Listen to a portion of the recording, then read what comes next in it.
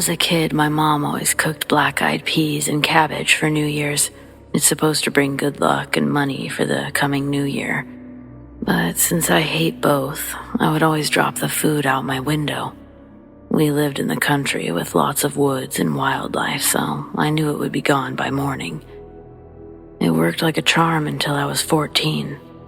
As always, I threw the food out the window. I waited 15 minutes and then took my plate into the kitchen. The worst part was how my mom always said, "See, that wasn't such a bad trade, was it?"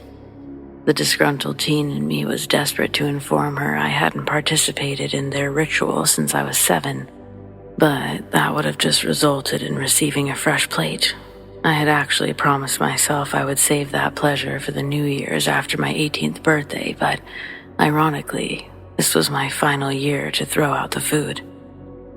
After returning to my room, I began playing my Xbox and forgot all about the cabbage and peas until I heard something walking through the snow outside my window. Thinking a possum had already come for the food, I just ignored it. But then there was a loud, it was almost like a grunting noise, like an actual pig at a trough. In other words, this definitely wasn't a possum.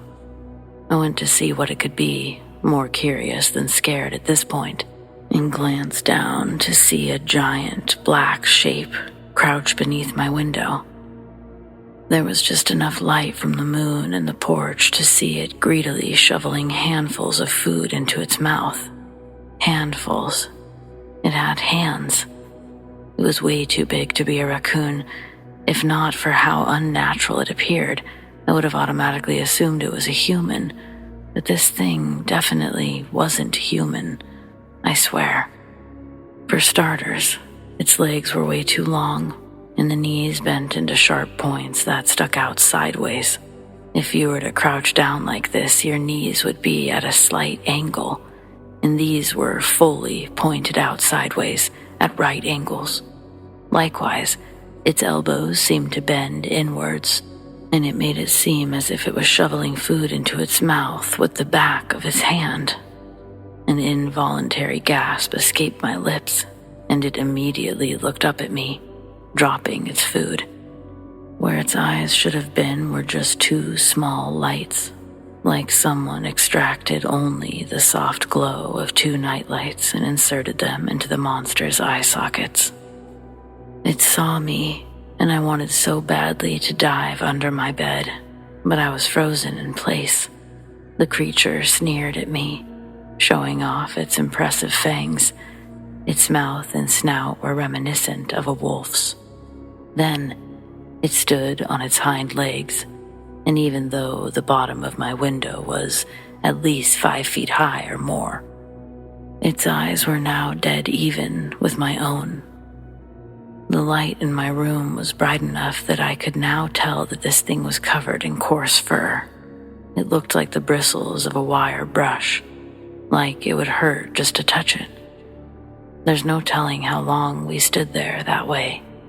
If it hadn't moved, I probably would have remained frozen until the sun rose. But it began sniffing at the air, like it was trying to decide if I smelled tasty. Then it took another step closer, and the spell was finally broken. I screamed and ran from my room, crying for my parents like a little kid. They couldn't understand my words, but something was clearly very wrong. Even if I'd been capable of speaking, I wouldn't have known what to say. Instead, I dragged my dad to my room where I stood in the hallway and pointed to my window. While he went to look, Mom came to stand with me, and I could feel her shaking as well. Dad didn't say anything at first. He just seemed confused, but then he turned on his phone's flashlight to look again. This time he noticeably stiffened and closed my curtains as he stepped away. He said nobody was there anymore and asked if I could describe whoever I saw. I hesitated, not understanding why he assumed I saw a person when I hadn't actually said anything, but all I could do was stutter. My mom was panicking, repeatedly asking what he saw, until he finally said that there were footprints beneath my window. They were too large to belong to an animal, but the toes were shaped so strangely, too strangely for a human. He wanted to go outside for a closer look, but I became completely inconsolable at the thought. I was fully convinced the creature would kill my dad if he even opened the front door. Thankfully, Mom made him stay inside, and though fresh snow had covered the tracks by morning, Dad found claw marks around my window. He said it looked like a bear had been scratching at it, but we don't have bears around here. I never told them exactly what I saw. I was afraid they'd think I was crazy. Even my dad never admitted exactly what he thought those footprints were shaped like.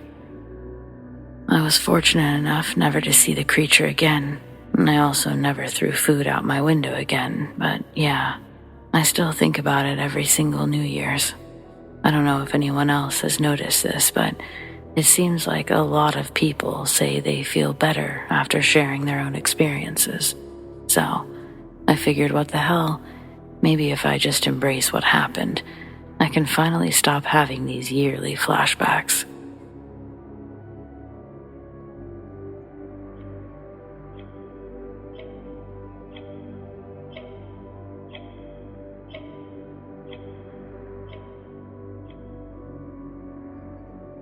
Last year, New Year's ended up being pretty crazy. It honestly set the tone for the rest of the year, so I'm happy to see this one come to a close. It's obviously been about a year since the incident, but it still gives me goosebumps every time I think about it. So, here's what went down. My friends and I decided to celebrate the New Year at a popular bar in Capitol Hill. Now, I won't name the bar, but let's just say that it's well known for its vibrant atmosphere and eclectic crowd. We were excited to ring in the new year and have a great time, which is usually the case when you decide to step out and celebrate. As the night progressed, a man caught our attention. He seemed harmless at first, but there was something off about him. He hovered near our group, making us feel pretty uncomfortable, with his intense gaze, accompanied by no words for the longest time. He approached us with a strange, forced smile, striking up a conversation that wasn't immediately intelligible. This man, who we later learned went by the name of Eric, started making creepy remarks that made our skin crawl. The first that we could understand through his mumbles was, "Can I pay you guys?" Which he then said even louder to one of my friends, "Can I pay you guys to take your clothes off somewhere private?" My friend was trying to relay the messages between us as he made inappropriate comments about our appearances. I don't even want to repeat most of them, but they usually involved us being naked and how our bodies were sexy, but also things like "you fucking whores," followed by laughter. Lots of unsettling, creepy things as his eyes lingered on us for far too long. It was evident that he was making us feel uneasy, and the friendly atmosphere of the bar quickly turned sour for us. By the time we all knew what was going on, we had managed to get away from him, or at least we thought we did. But we turned around, and there he was. But to make matters worse, Eric began invading our personal space. He would lean in too close, invading our personal boundaries, and he escalated to touching us, which made us cringe. It was clear that he had no concept of personal space or respect for our comfort levels. We desperately wanted to escape his clutches and enjoy the rest of our night in peace. My friend went to grab security for the club, but in those few moments before they arrived, we felt like sitting ducks. After enduring his unsettling presence for what felt like an eternity, we decided enough was enough. We made a plan to ditch him discreetly, hoping he wouldn't follow. We headed in the direction of the bathrooms at first, but then a beeline for security. We made it to our friend and pointed in the direction of the man, but we didn't stick around to find out what happened. We were relieved that someone else knew about him and that we had managed to escape his creepy, prying eyes. We decided that that was the last that we'd see of him, and we made our way to another club. Halfway there, we noticed that just behind a group of maybe 3 or 4 people was Eric. Most of us noticed him immediately upon looking, but a couple kept walking. We ducked into a restaurant after calling after them. The place was absolutely packed, as was everywhere on New Year's. But this was also the kind of place that wasn't welcoming walk-ins. We explained the situation to the hostess and said that we just wanted to wait for someone that we felt was potentially dangerous and following us to pass. We watched as he almost passed the restaurant, only to stop and open the door. Surprised by the amount of people, he at first didn't see us. Then, he spotted either me or my friend or both and started walking towards us, only to be interrupted by a man who'd heard us telling the story to the hostess. The man told Eric to leave, to turn around and get out of the restaurant. He didn't put up any sort of fight. He didn't like that sort of attention on him, that was clear. Before leaving the restaurant ourselves, we called our 2 friends who'd kept walking. I got a hold of one, who was with the other. She'd heard us say that it was him and to come here, but since they were far ahead of us, they just kept walking for a minute, where she explained to our other friend that they needed to duck into the next bar or restaurant because the dude from the club was following them. She then said moments before my call, she had watched the guy start flipping out after leaving our restaurant. He was waving his arms, screaming at random people, and eventually took off in the opposite direction of downtown. Even though he was leaving the festivities, we ended up calling it a night early. Didn't even watch the ball drop or anything from the apartment. We didn't feel too sorry for ourselves, though. After all, we were all right? Fast forward a couple of months later, we stumbled upon a news story that made our stomachs drop and absolutely blew our minds. The same man, Eric, who'd made our New Year's Eve so uncomfortable.